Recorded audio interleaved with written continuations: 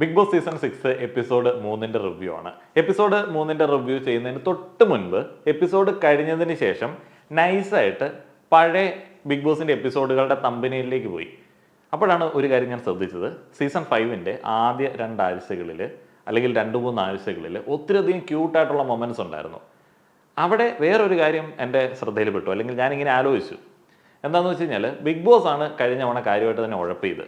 ഇന്നത്തെ ഈ പവർ റൂമിൻ്റെ പവറുകൾ വിശദീകരിച്ചു കൊടുക്കുന്ന ആ ഒരു വായന കേട്ട സമയത്ത് മനസ്സിലായ ഒരു കാര്യം, ഈ പവർ റൂം കഴിഞ്ഞ തവണത്തെ ബിഗ് ബോസിലെ ഗ്രൂപ്പുകളിൽ ഏതെങ്കിലും ഒരെണ്ണത്തിനൊക്കെ കിട്ടുകയാണെന്നുണ്ടെങ്കിൽ ഗെയിം നല്ല രീതിയിൽ മാറിയേനെ. അവിടെ സത്യം പറഞ്ഞാൽ കണ്ടസ്റ്റൻസ് ആലോചിച്ച് പിടിച്ച് ഗെയിം കളിക്കേണ്ട ഒരു സാഹചര്യം ഉണ്ടായിരുന്നു. ബിഗ് ബോസിൻ്റെ ഭാഗത്ത് നിന്ന് കാര്യമായിട്ടുള്ള എഫേർട്ടുകൾ, ഇവർ തമ്മിൽ ഗെയിം കളിക്കാനായിട്ടുള്ള കാര്യമായിട്ടുള്ള എഫേർട്ടുകൾ ഇല്ലായിരുന്നു എന്ന് തന്നെ പറയേണ്ടി വരും. ബാക്കി എല്ലാ കാര്യങ്ങളിലും ആ ഒരു തമ്പനയിലുകൾ എടുത്ത് നോക്കുന്ന സമയത്ത് തന്നെ നമുക്ക് മനസ്സിലാവും അവർക്ക് കുറേ സാധ്യതകൾ ഉണ്ടായിരുന്നു.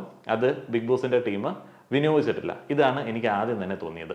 ഇനി ഇന്നത്തെ എപ്പിസോഡിൻ്റെ റിവ്യൂയിലേക്ക് വരികയാണെന്നുണ്ടെങ്കിൽ രതീഷോത്സവമാണല്ലോ മൊത്തത്തിൽ. രതീഷിൻ്റെ കളികളെ കുറിച്ചിട്ട് ഞാൻ മുന്നേ ഒരു വീഡിയോയിൽ പറഞ്ഞിരുന്നു. അതൊരു സിമ്പിളായിട്ടുള്ള സ്ട്രാറ്റജിയാണ്, പകർനാട്ടങ്ങളാണ്. ഹൗസിലുള്ള ആളുകളെ മുഴുവൻ വെറുപ്പിച്ച് പുറത്തുള്ള ആളുകളുടെ സപ്പോർട്ട് നേടിയ മുൻ സീസണിലെ ചില ആളുകളുടെ പകർനാട്ടങ്ങളാണ് രതീഷ് പലപ്പോഴും ഇവിടെ കാണിക്കുന്നത്. എന്നാൽ രതീഷാണ് കൂടുതലായിട്ട് ഇങ്ങനെ മുന്നിൽ നിൽക്കുന്നത്. അതുകൊണ്ട് തന്നെ പലപ്പോഴും പിടിക്കപ്പെടുന്നുണ്ട്. ഭയങ്കര ദയനീയമായിട്ടുള്ള രീതിയിൽ പരാജയപ്പെടുന്ന കാഴ്ചകൾ കണ്ടുകൊണ്ടിരിപ്പുണ്ട്. ഞാനിവിടെ ആഗ്രഹിക്കുന്നത് പ്രേക്ഷകരല്ല ശരിക്കും രതീഷിനെ പോലെയുള്ള ഒരു കണ്ടസ്റ്റന്റിന്റെ കാര്യത്തിൽ തീരുമാനം എടുക്കേണ്ടത്. രതീഷിന്റെ കാര്യത്തിൽ തീരുമാനം എടുക്കേണ്ടത് അവിടെയുള്ള ബാക്കി കണ്ടസ്റ്റൻസ് ആണ്. അവർക്കതിന് പറ്റത്തില്ല എന്നുണ്ടെങ്കിൽ അത് അവരുടെ തോൽവിയാണ്. ശരിക്കും അങ്ങനെ ആ ഒരു ഗെയിമിനെ നോക്കിക്കണ്ടാലേ അതിലൊരു രസമുള്ളൂ. അവർ രതീഷിനെതിരെ എന്തെങ്കിലും ഗെയിം കളിക്കുകയാണെന്നുണ്ടെങ്കിൽ, രതീഷ് തിരിച്ച് കളിക്കുകയാണെന്നുണ്ടെങ്കിൽ ഭയങ്കര രസമായിരിക്കും കണ്ടുകൊണ്ടിരിക്കാൻ വേണ്ടി.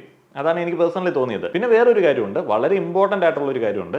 രതീഷിനെ ഒതുക്കിയില്ല എന്നുണ്ടെങ്കിൽ വേറെ ഒരാൾക്കും അവിടെ സ്പേസ് കിട്ടത്തില്ല. വേറെ ഒരാൾക്കും ഗെയിം കളിക്കാനായിട്ടുള്ള ഒരു സ്പേസും ഇല്ല. എല്ലാ ആൾക്കാരും പിടിച്ചിരുത്തുന്ന പ്രകടനമാണ് രതീഷ് കാഴ്ചവെക്കുന്നത്. അത് പുള്ളിയുടെ പോസിറ്റീവായിട്ട് വേണമെന്നുണ്ടെങ്കിൽ എടുക്കാം. പിന്നെ ഒരു വ്യക്തിത്വം കൂടെ ഇതിനകത്ത് നമ്മൾ നോക്കുമല്ലോ. ഒരു ഗെയിം ആണെങ്കിൽ ഒരു വ്യക്തിത്വം എന്ന് പറയുന്ന ഒരു കാര്യമുണ്ട് എപ്പോഴാണെങ്കിലും. മുൻ സീസണിലുള്ള രാജാക്കന്മാരൊക്കെ ആണ് എന്നുണ്ടെങ്കിലും അവരുടെ വ്യക്തിത്വം കൂടെ അതിനകത്ത് നോക്കി അവർ പറയുന്ന ചില കാര്യങ്ങളിൽ പോയിന്റ് ഉണ്ട് എന്ന് ഒരു വലിയ കൂട്ടം ആളുകൾക്ക് തോന്നിയതുകൊണ്ടാണ് ആ സപ്പോർട്ട് വരുന്നത്. രതീഷ് പറയുന്ന കാര്യങ്ങളിൽ പ്രത്യേകിച്ച് പോയിന്റ് ഒന്നുമില്ല. ഒറ്റ എലമെന്റിലാണ് ആളുകൾ ആകൃഷ്ടരാവുന്നത്. രതീഷ് കാര്യമായിട്ട് എല്ലാ ആൾക്കാരും വെറുപ്പിക്കും. ഇനി രതീഷിൽ നിന്നിട്ട് ഇപ്പം 2 ദിവസങ്ങളായിട്ട് രതീഷ് മാത്രമാണ്. അതുകൊണ്ട് തന്നെ നമ്മൾ രതീഷിനെ കുറിച്ചിട്ട് പറയണം. അതാണ് അദ്ദേഹം ആഗ്രഹിക്കുന്നത്. അത് അദ്ദേഹം ഡിസേർവ് ചെയ്യുന്നുണ്ട്. ഇനി എപ്പിസോഡ് റിവ്യൂയിലേക്ക് വന്നു കഴിഞ്ഞാൽ പതിവ് പോലെ ഉണർത്ത് പാട്ടുണ്ടായിരുന്നു. മുന്നേ സീസണിലൊക്കെ പാട്ട് കേട്ടിട്ട് ഉണരുന്ന രീതിയാണ് എന്നുണ്ടെങ്കിൽ ഈ സീസണിൽ ഉറക്കം തന്നെ ഇല്ല. അപ്പം എല്ലാവരും ഉണർന്നിരിക്കുകയാണ് പാട്ടൊക്കെ വെക്കുന്ന സമയത്ത്. പാട്ടിട് എന്നൊക്കെ റിക്വസ്റ്റ് ചെയ്തിട്ടൊക്കെയാണ് പാട്ടൊക്കെ ഇടുന്നത്. അത് വളരെ സിമ്പിളായിട്ട് കൈകാര്യം ചെയ്യുന്നത് ജാൻമണി മാത്രമാണ്. പുള്ളിക്കാരി നൈസായിട്ടൊക്കെ ഉറങ്ങുന്നുണ്ട്. അതുകൊണ്ട് വളരെ സിമ്പിളായിട്ട് പുള്ളിക്കാരി ഗെയിം കളിക്കുന്നുണ്ട്. അദ്ദേഹത്തിൻ്റെ ഗെയിം എന്നൊക്കെ പറഞ്ഞു കഴിഞ്ഞാൽ ഗെയിം അല്ല, അത് വളരെ ജെന്യൂൻ ആയിട്ടുള്ള ഒരു അപ്രോച്ചാണ്. അത് കണ്ടുകൊണ്ടിരിക്കാൻ ഒരു രസമുണ്ട്. ഇന്നത്തെ വലിയ ഒരു കോൺട്രവേഴ്സ്യൽ ആയിട്ടുള്ള ഡിസ്കഷനിലേക്ക് വന്നത് ജാൻമണിയും അതേപോലെ തന്നെ രതീഷാണ്. ഉണർത്ത് പാട്ടിന് ശേഷം പിന്നെ ആ സോഷ്യൽ രതീഷിന്റെ വീമ്പുറച്ചിലും തള്ളലൊക്കെയാണ്. ഇനിയുള്ള ദിവസങ്ങളിൽ അതായിരിക്കും അവരുടെ ഏറ്റവും വലിയ പേടി സ്വപ്നം. രാവിലെ തന്നെ അത് കേട്ടിട്ടായിരിക്കും എല്ലാ ആൾക്കാരും എഴുന്നേൽക്കുന്നത്. അതേപോലെ തന്നെ രതീഷ് രാവിലെ പറഞ്ഞൊരു കാര്യമുണ്ടല്ലോ, 5 ദിവസം കൊണ്ട് 18 ആൾക്കാരെയും വെറുപ്പിക്കും ഞാൻ, അതാണ് എൻ്റെ പ്ലാന്, ഞാൻ വില്ലണ്ട എന്നൊക്കെ രതീഷ് ഇടയ്ക്കിടയ്ക്ക് തള്ളുന്നുണ്ട്. ഭയങ്കരമായ ആള്. പക്ഷെ അവസാനം സിജോ അതേപോലെ തന്നെ ഋഷി, നമ്മുടെ റോക്കി, അങ്ങനെയുള്ള ആളുകൾ രതീഷിനെ എയറിൽ കയറ്റുന്നതും ലൈവിൽ നിങ്ങൾ കണ്ടു കാണും. രതീഷിൻ്റെ മറ്റേ ഉണ്ടാ പാട്ടൊക്കെ പ്രൊമോയിൽ വന്നത് രതീഷ് വലിയ ഒരു അംഗീകാരമായിട്ട് കാണുന്നുണ്ട്. പക്ഷേ അതിൻ്റെ കമൻറ്റ് ബോക്സിൽ അത്രയധികം അംഗീകാരം ഇല്ല എന്നുള്ള തരത്തിൽ ഇവർ തിരിച്ചാക്ഷേപിക്കുന്നുണ്ട്. അപ്പം രതീഷിൻ്റെ കണ്ടിട്ടാണ് ബിഗ് ബോസിലേക്ക് എടുത്തത് എന്നുള്ളൊരു ആക്ഷേപമൊക്കെ അവിടെ വരികയുണ്ടായി. ഇപ്പോൾ രതീഷും പറയുന്നുണ്ട് അതെനിക്ക് അഭിമാനമാണ് എന്നൊക്കെ രതീഷ് പറയുന്നുണ്ട്. ആ തരത്തിലുള്ള വീമ്പുറച്ചിലും കാര്യങ്ങളൊക്കെ അവിടെ കാര്യമായിട്ട് തന്നെ നടക്കുന്നുണ്ട്. സിജോ അവിടെ നല്ല രീതിയിൽ സ്കോർ ചെയ്യുന്നുണ്ട്. രതീഷ് നെഗറ്റീവിലേക്ക് പോവുകയാണെന്നുണ്ടെങ്കിൽ സിജോ നല്ല രീതിയിൽ സ്കോർ ചെയ്യും. കാരണം രതീഷിന് കൊടുക്കാൻ പാകത്തിനുള്ള ഒരാൾ വരുമ്പോൾ സ്വാഭാവികമായിട്ടും അവിടേക്ക് ഒരു സപ്പോർട്ട് പോകുമല്ലോ. അതേപോലെ സിജോയ്ക്കൊപ്പം നിന്ന് ഡയലോഗ് അടിക്കാൻ പറ്റുന്ന ഒരേ ഒരാൾ ജാസ്മിൻ ജാഫറാണ്. അത് ആ ഒരു ഈവനിങ് കോൺവെർസേഷനിൽ നമ്മൾ കണ്ടതാണ്. ജാസ്മിൻ വിട്ടുകൊടുക്കത്തില്ല. ജാസ്മിന് നല്ല സൗണ്ട് ഉണ്ട്. അതുകൊണ്ട് തന്നെ ജാസ്മിൻ പറയുന്നത് പലതും മനസ്സിലാവത്തില്ലെങ്കിലും ഓപ്പോസിറ്റ് നിൽക്കുന്ന ആൾ തോറ്റ് മടങ്ങുന്ന പതിവുണ്ട്. സിജോയ്ക്ക് മാത്രമാണ് ക്ലിയർ ആയിട്ട് ഈ ഇമോഷൻസിന് വലിയ പ്രാധാന്യമൊന്നും കൊടുക്കാതെ ക്ലിയർ ആയിട്ട് കാര്യം കമ്മ്യൂണിക്കേറ്റ് ചെയ്യാനായിട്ട് നിലവിൽ ഹൗസിൽ കഴിവുള്ളത്. ബാക്കിയുള്ള ആളുകൾക്കൊന്നും ആ തരത്തിലുള്ള ഒരു ടാലൻറ്റ് നിലവിൽ ഇല്ല.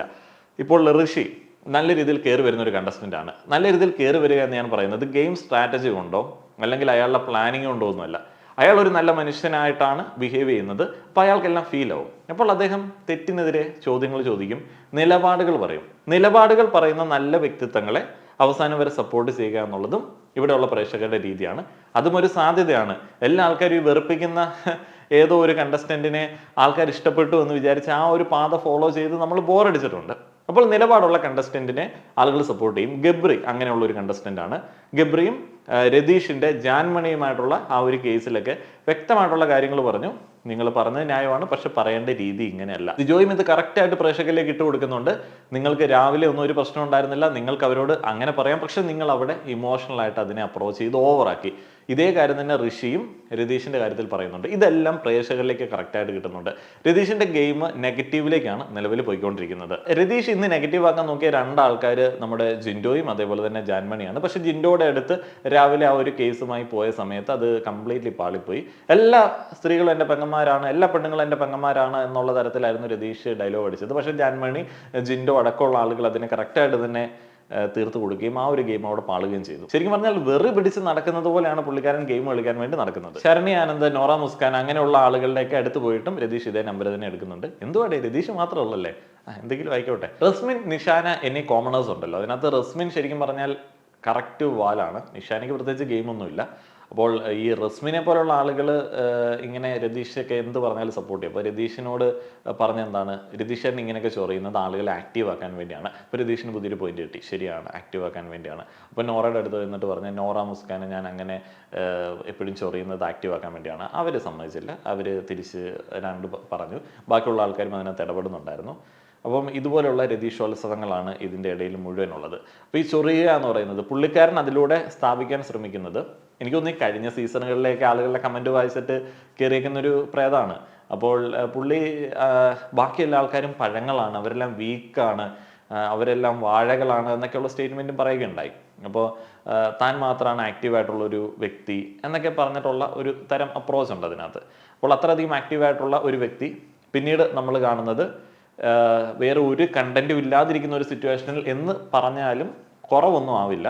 പുള്ളിക്കാരൻ നമ്മുടെ ജാൻമണിയായിട്ടുള്ള ഒരു ഇഷ്യൂവിനെ ചൊല്ലി കരച്ചിലും പിഴിച്ചിലും ഒക്കെ ആയി.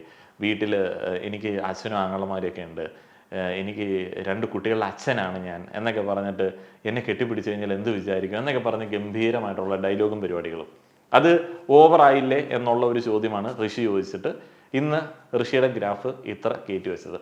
ശരിക്കും ഓവർ തന്നെയായിരുന്നു. തമാശ രൂപേണ ജാൻമണി പറഞ്ഞ കാര്യങ്ങളൊക്കെയാണ് ഇവിടെ രതീഷ് വലിയ പ്രശ്നമാക്കി എടുക്കുന്നത്. ഫാമിലി അഫക്റ്റ് ചെയ്തു എന്നൊക്കെയുള്ള രീതിയിലൊക്കെ അവിടെ വർണ്ണിച്ചതും. അപ്പോൾ ഇതേ രതീഷ് എന്നെ രാവിലെ സിജോയെ ചേർത്തിട്ട് ജാൻമണിയെ വെച്ചിട്ട് ഒരു കോമഡിയൊക്കെ അടിക്കുകയുണ്ടായി. അപ്പോൾ അത് ചോദിച്ച സമയത്ത് രതീഷിൻ്റെ മറ്റേ ടിപ്പിക്കലായിട്ടുള്ള ഏത്തുവിടൽ, ഐ റെസ്പെക്ട് യു എന്നൊക്കെ പറഞ്ഞിട്ടുള്ള സാധനങ്ങൾ, തെറ്റ് സമ്മതിക്കൽ പരിപാടികൾ, അതെല്ലാം രതീഷിൻ്റെ നമ്പറുകളാണെന്നും അത് സ്ഥിരമായിട്ട് ആവർത്തിക്കപ്പെടുന്നതാണ് എന്നുള്ളതും പ്രേക്ഷകർക്കും അതേപോലെ തന്നെ കണ്ടസ്റ്റൻസിനും മനസ്സിലായിട്ടുണ്ട്. അത് മുന്നേ തന്നെ ഞാൻ പറഞ്ഞിരുന്നു. ഇപ്പോൾ രതീഷ് ഒരാൾ പറയുന്നത് കറക്റ്റാണ്, അയാളുടെ ഭാഗത്ത് ന്യായമുണ്ട് എന്ന് തോന്നിക്കഴിഞ്ഞാൽ രതീഷ് യെസ് സൂപ്പർ എന്ന് പറഞ്ഞ് കൈയടിച്ച് അയാളുടെ സംസാരത്തെ നിർത്തിക്കും. പ്രേക്ഷകരിലേക്കോ അല്ലെങ്കിൽ കണ്ടസ്റ്റൻസിലേക്കോ അത് എത്താതിരിക്കാൻ വേണ്ടി കൈയടിച്ച് അതിനെ സ്റ്റോപ്പ് ചെയ്യിപ്പിക്കും. പക്ഷേ രതീഷ് പ്രസന്റ് ചെയ്യാൻ ഉദ്ദേശിക്കുന്നത് താൻ അതെല്ലാം അക്സെപ്റ്റ് ചെയ്യുന്ന ഒരു നല്ലവനാണ് എന്നുള്ള രീതിയിലാണ്. പിന്നെയുള്ള സംഭവം എന്ന് വെച്ചാൽ രതീഷിൻ്റെ കയ്യിൽ തെറ്റുണ്ട് എന്നുണ്ടെങ്കിൽ രതീഷ് ഐ റെസ്പെക്ട് ദാറ്റ് എന്നൊക്കെ പറഞ്ഞിട്ട് ഏത്തമിട്ട് മെടുക്കാനാവാനായിട്ട് ശ്രമിക്കും. അപ്പോൾ ഇങ്ങനെയുള്ള കുറേയധികം അടവുകൾ പഠിച്ചിട്ടുള്ള ഒരു മികച്ച ഗെയിമറാണ് രതീഷ്. മോർണിംഗ് ടാസ്കിലെ സുരേഷേട്ടന് കൊടുത്ത ഒരു ഡ്യൂട്ടി ഭൂതം ഭാവി വർത്തമാനം പറയുക, കണ്ടസ്റ്റൻസിന്റെ ഭൂതം ഭാവി വർത്തമാനം ബിഗ് ബോസ് ഹൗസിലെ അവരുടെ ഒരു അവസ്ഥയെ കുറിച്ചിട്ട് പറയുക. എന്നാൽ സുരേഷ് ചേട്ടനെ എങ്ങനെയെങ്കിലും പൊക്കിക്കൊണ്ട് വരാൻ വേണ്ടി ബിഗ് ബോസ് ശ്രമിക്കുന്ന സമയത്ത് പുള്ളിയുടേതായിട്ടുള്ള സ്ഥിര സാധ്യതകൾ ഉപയോഗിക്കുകയാണ് ചെയ്തത്. എന്ന് വെച്ചാൽ പുള്ളിക്ക് അഭിനയിക്കണം, പുള്ളിക്ക് പെർഫോം ചെയ്യണം, ഗെയിമൊന്നും പുള്ളി മൈൻഡ് ചെയ്തൊന്നുമില്ല, പുള്ളി അങ്ങ് പെർഫോം ചെയ്തു. മികച്ച ഒരു കൈനോട്ടക്കാരനായിട്ട് പുള്ളിക്കാരൻ ഗംഭീരമായിട്ട് പെർഫോം ചെയ്തു. ആ ഒരു പെർഫോമൻസിന് വലിയ കയ്യടികൾ കൊടുക്കണം. പക്ഷെ ഗെയിം എന്ന് പറയുന്ന ഒരൊറ്റ കാര്യം പുള്ളി അവിടെ ആലോചിച്ചില്ല. ശരിക്കും പറഞ്ഞാൽ ഈ മോർണിംഗ് ടാസ്കുകളിൽ ശരിക്കും ഈ കണ്ടസ്റ്റൻസിന് ഉള്ളിലേക്ക് പല സാധനങ്ങൾ ഇട്ടുകൊടുത്ത് പല ആളുകളുടെയും കോൺഫിഡൻസിനെ തകർത്ത് ചില കാര്യങ്ങളൊക്കെ ഓപ്പണായിട്ട് പറഞ്ഞ് അങ്ങനെയൊക്കെ മുന്നോട്ടേക്ക് പോകാൻ പറ്റുന്ന ഇഷ്ടംപോലെ അവസരങ്ങളുണ്ട്. അതിനെ ഉപയോഗിക്കുക എന്നുള്ളതാണ് ഇവിടെ ചെയ്യേണ്ടത്. പക്ഷേ സുരേഷേട്ടൻ അത് ചെയ്തില്ല. പുള്ളി അത് എനിക്ക് തോന്നുന്നു പുള്ളി അത്ര ഗെയിമിനൊന്നും സീരിയസ് ആയിട്ട് കണ്ട് പഠിച്ചിട്ട് വന്ന ഒരാളല്ല എന്ന് എനിക്ക് തോന്നുന്നു. പുള്ളിക്ക് ആ ഒരു വൈബല്ല. പുള്ളിക്ക് പെർഫോം ചെയ്യാനായിട്ടുള്ള ഒരു വേദിയാണ് ബിഗ് ബോസ് ഹൗസ്. എന്നാൽ ഇതേ ആൾ തന്നെ ശ്രീധുവിൻ്റെ കൈ നോക്കിയിട്ട് പറഞ്ഞു, നിങ്ങൾ പെർഫോം ചെയ്യാനായിട്ട് നിങ്ങളെല്ലാവരും കാണാൻ വേണ്ടി ഉള്ളൊരു വേദിയായിട്ടാണ് ഇതിനെ നോക്കിക്കാണുന്നത്. ശരിക്കും പറഞ്ഞാൽ ശ്രീധുവിൻ്റെ ഈ 2 ദിവസത്തെ പെർഫോമൻസ് വെച്ച് നോക്കുമ്പോഴത്തേന് അങ്ങനെ തന്നെയാണ് നമുക്കും തോന്നുന്നത്. അല്ലാതെ വലിയ കാര്യമായിട്ടുള്ള ഗെയിം പ്ലാനോ പരിപാടിയോ ഒന്നുമില്ല. പിന്നെ പുള്ളിക്കാരി ആകെ ഇങ്ങനെ ഡിഫെൻഡ് ചെയ്ത് നിൽക്കുന്നത് രതീഷിൻ്റെ അടുത്താണ്. ഇനി വീണ്ടും ഋഷി എന്ന ഗെയിമറുടെ കാര്യത്തിലേക്ക് വന്നു കഴിഞ്ഞാൽ അദ്ദേഹം ഇമോഷണൽ ആണ് കേട്ടോ. അദ്ദേഹത്തിൻ്റെ കണ്ണൊക്കെ നിറഞ്ഞു മറ്റേ ജാൻമണി രതീഷ് തമ്മിലുള്ള ഒരു കേസിലൊക്കെ. കാരണം അത് ഒരു തരത്തിലുള്ള ഒരു എന്താ പറയുന്നത് മാറ്റി നിർത്തൽ പോലെ ആർക്കാണെങ്കിലും ഫീൽ ചെയ്യും. അപ്പോൾ ഹൗസിലുള്ള അയാൾക്ക് ജാൻമണിയെ പോലുള്ള ഒരു വ്യക്തിയെ രതീഷ് അത്തരത്തിൽ ട്രീറ്റ് ചെയ്തത് ശരിക്കും ഫീലായ ഒരു സംഗതി തന്നെയാണ്. പക്ഷേ സിജോയൊക്കെ കറക്റ്റായിട്ട് തന്നെ അതിൻ്റെ പോയിന്റുകൾ എക്സ്പ്ലെയിൻ ചെയ്യുന്നുണ്ട്. ശരിക്കും അങ്ങനെയുള്ള സിറ്റുവേഷൻസിൽ അവർക്കെതിരെ ഉപയോഗിക്കാൻ പറ്റുന്ന ആയുധമാക്കി അതിനെ എടുക്കുക എന്നുള്ളത് ഗെയിമിൽ ചെയ്യാൻ പറ്റത്തുള്ളൂ. അപ്പോൾ സിജോ പറയുന്ന ഒരു കാര്യമുണ്ട്, അയാൾ ശരിക്കും പറഞ്ഞാൽ അത് കഴിഞ്ഞ് 2 മണിക്കൂർ കഴിഞ്ഞിട്ടാണ് പ്രശ്നം ഉണ്ടാക്കുന്നത്. അയാൾ രാവിലെ ജാൻമണിയായിട്ട് ഹഗ് ചെയ്ത് കൈയടിച്ച്, ശരിയാണ് മോർണിംഗ് ടാസ്കിലൊക്കെ ജാൻമണി പോകുമ്പോൾ കയ്യടി പരിപാടികൾ ഗംഭീരമായിട്ടുള്ള ഡയലോഗുകൾ, പക്ഷേ പിന്നീട് അദ്ദേഹത്തിൻ്റെ സ്വഭാവം മാറുന്നു. അദ്ദേഹത്തിന് നിലപാടുകളില്ല. രതീഷിനെ കാണുന്ന സമയത്ത് ആത്മഹത്യ ചെയ്യണം എന്നുള്ള കമൻറ്റൊക്കെ സിജോയുടെ ഭാഗത്തു നിന്ന് വരികയുണ്ടായി. അതേപോലെ തന്നെ നെയിം കോളിങ് കാര്യങ്ങളൊക്കെ രതീഷിനെതിരെ വന്നു. ആളുകൾ ഇത്തിരി ഒഫൻഡഡ് ആണ്. റോക്കി ബായ് രതീഷിനെ പൗഡർ കുട്ടപ്പൻ എന്ന് വിളിച്ചു അപമാനിച്ചു. അപ്പോൾ പൗഡർ കുട്ടപ്പൻ എന്ന വേർഡിൻ്റെ പൊളിറ്റിക്കൽ കറക്റ്റ്നെസ്സിനെ കുറിച്ചിട്ട് ഗബ്രി സംസാരിക്കുകയുണ്ടായി. പൗഡർ കുട്ടപ്പൻ എന്നുള്ളത് വളരെ അഭിമാനത്തോടെ രതീഷ് ഇവിടെ പറഞ്ഞൊരു കാര്യമാണ്. അപ്പോൾ അങ്ങനെ പറഞ്ഞൊരു കാര്യത്തെ ചൊല്ലി പേര് വിളിക്കുന്നത് തെറ്റില്ല എന്നുള്ളതാണ് നമ്മുടെ റോക്കി പക്ഷത്തിൻ്റെ വാദം. എന്നാൽ ഗബ്രി പറഞ്ഞു ഒരാളുടെ പേഴ്സണൽ ആയിട്ടുള്ള കാര്യം പറയുന്ന സമയത്ത് അത് പിന്നീട് എടുത്ത് യൂസ് ചെയ്യാവോ. രണ്ടിനകത്തും കാര്യങ്ങൾ ഉള്ളതുകൊണ്ട് തന്നെ പൗഡർ കുട്ടപ്പൻ എന്ന ആ ഒരു വേർഡ് പിന്നീട് ആരും യൂസ് ചെയ്തില്ല. പക്ഷേ ഇന്ന് രാവിലെ ജമുന റാണി ചോദിക്കണത് കേട്ടു, രതീഷ് പൗഡറൊക്കെ ഇട്ട് വന്ന് മിടുക്കനായിട്ട് വന്നിട്ട് ചൊറിയാനുള്ള പരിപാടിയാണോ? സത്യം പറഞ്ഞാൽ ആർക്കാണെങ്കിലും അങ്ങനെ തോന്നിപ്പോവും. കാരണം പുള്ളി പൗഡറൊക്കെ ഇട്ട് മിടുക്കനായിട്ട് മേക്കപ്പൊക്കെ ഇട്ട് വന്നിട്ട് ക്യാമറയുടെ മുമ്പിൽ വന്നിട്ട് ചൊറിച്ചില് എല്ലാ കാര്യത്തിലും കയറി ചൊറിയൽ രസമാണ്. സിജോയ്ക്ക് ഇവിടെ ഉള്ളൊരു സാധ്യത എന്നാന്ന് വെച്ച് കഴിഞ്ഞാൽ നിലപാടുകൾ ഇങ്ങനെയുള്ള കേസിലൊക്കെ സിജോയ്ക്ക് നിലപാടുകൾ പറയാം. സിജോയുടെ ഒരു പ്രസന്റേഷൻ സ്കിൽസ് ഉപയോഗിച്ചിട്ട് നിലപാട് പറയാം. നിലപാടുള്ള ആളുകളെ ഞാൻ മുന്നേ പറഞ്ഞതുപോലെ തന്നെ ആളുകൾക്ക് വലിയ ഇഷ്ടമാണ്.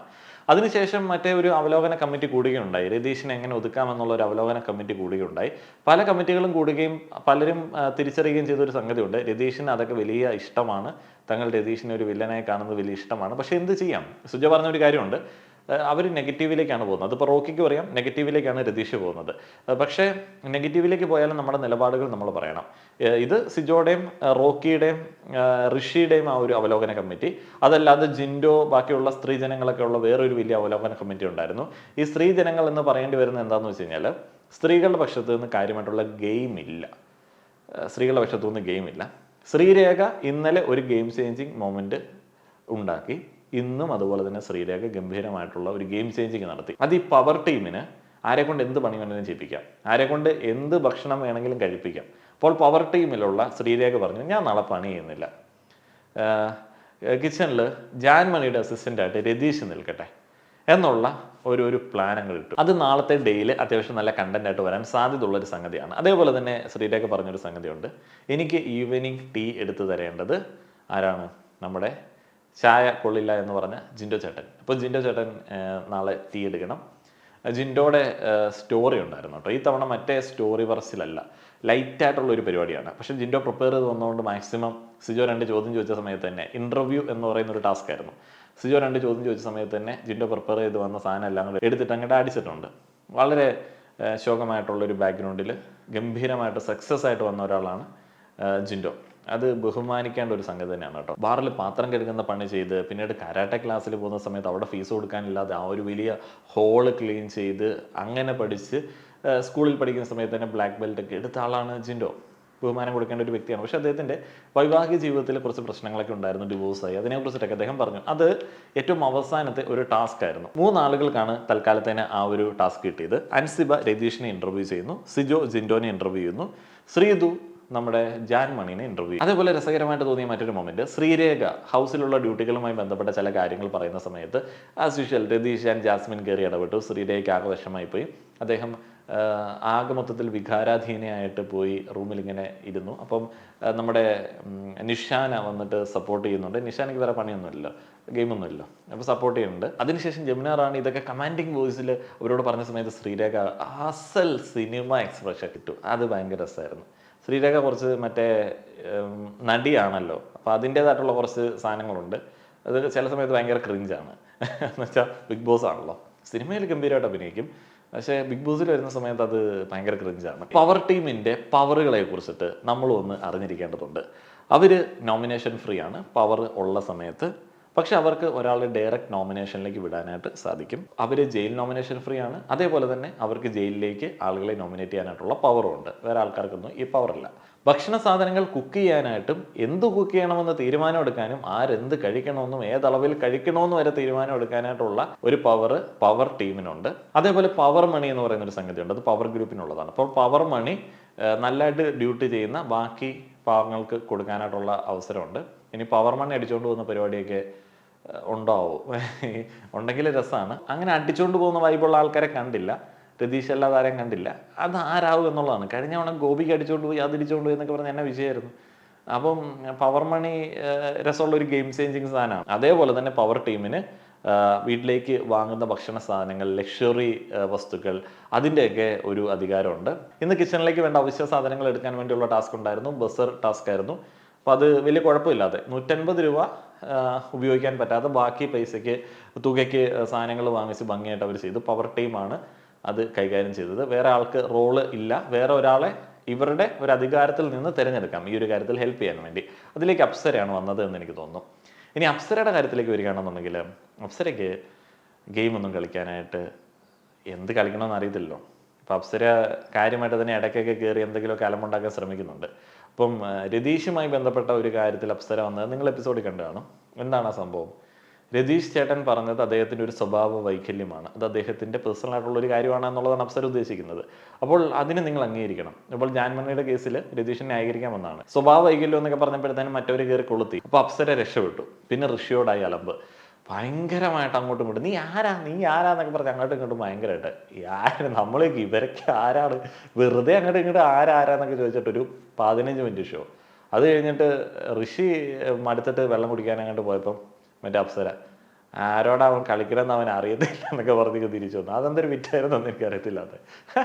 അതെല്ലാം കോമഡി ആയിട്ടുണ്ടായിരുന്നു. ഹൗസിൽ കുറേ അന്തക്കേടുകളൊക്കെ ഉണ്ട്, അത് പറയാതിരിക്കാൻ പറ്റത്തില്ലോ. ഇവര് മൊത്തം ഈ അലമ്പുണ്ടാക്കുന്നതാണ് ഗെയിം എന്നുള്ള രീതിയിൽ വന്നിരിക്കുകയാണ്.